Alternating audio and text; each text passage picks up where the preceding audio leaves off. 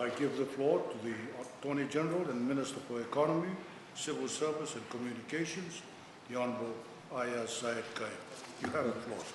Thank you, Mr. Speaker, sir. Mr. Speaker, sir, as part of the COVID-19 response budget, but also prior to that with all our consultations with various stakeholders, we had met up with the Association of Banks, which are all the commercial banks, and some of the other lending institutions, and we reached an agreement with them that they would actually extend their support for repayment relief to December of this year.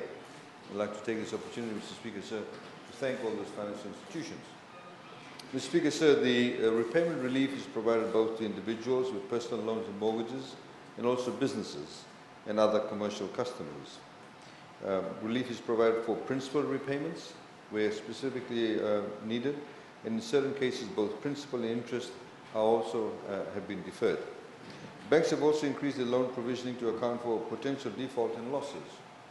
So for example, there are people who may have very small amounts of loan, some personal loans. They maybe have been, for example, working in a hotel and may have borrowed $2,000 from the bank. They actually cannot make any payments whatsoever, principal or interest. So the banks have actually made a provisioning for that. And for some of them, they've actually deferred it. Some, of course, by making provisioning, they know that it won't ever be paid again. They made a provisioning of about $100 million in that respect.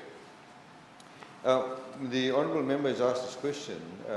When we talk about financial institutions, Mr. Speaker, sir, we actually talk about two broad categories of financial institutions. So you talk about commercial banks, which include the ANZs of this world, BSP, Bank of Baroda, HFC, Westpac Banking Corporation, and Bread Bank.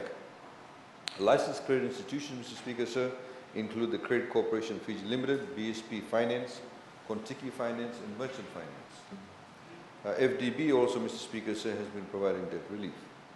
While both categories of institutions are in the business of lending, the main difference is that the commercial banks accept savings and term deposits and operate demand or check accounts. Licensed credit institutions, on the other hand, can only accept time deposits. Commercial banks and licensed credit institutions have been providing repayment relief to their customers in the past for short periods following events such as natural disasters. However, with the uncertainty of COVID-19, repayment relief has been unprecedented given the amount of loans that have actually been affected and the extended period of relief, which is really the critical issue here, because we do not know when things will normalize or go back to some form of a new norm.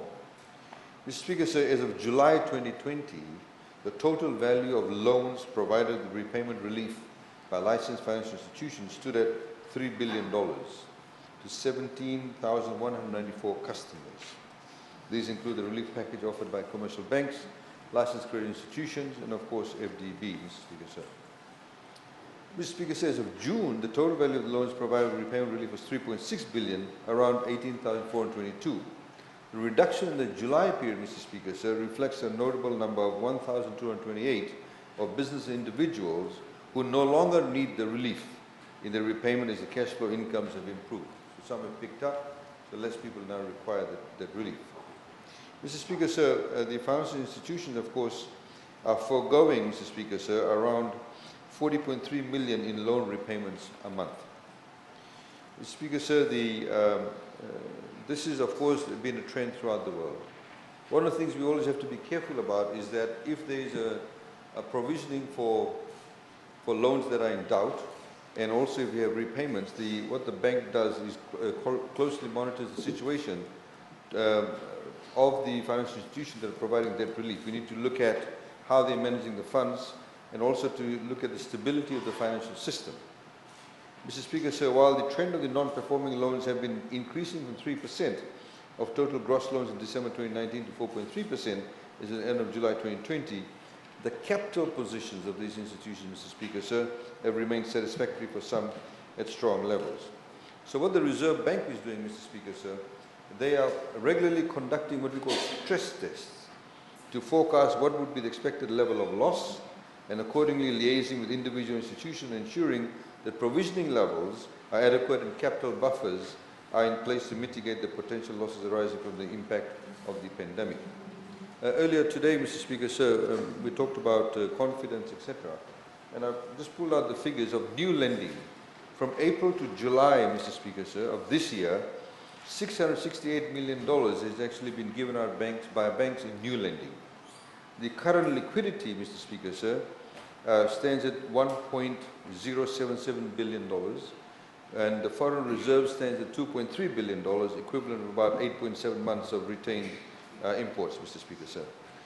With this injection of liquidity and the foreign reserves going higher, Mr. Speaker, sir, what is really interesting, even till today, we've seen that the yields on the government securities and the bonds actually have come down, which means because of liquidity, we pay less interest rate in that respect. Thank you, Mr. Speaker, sir. I thank the Honourable Minister.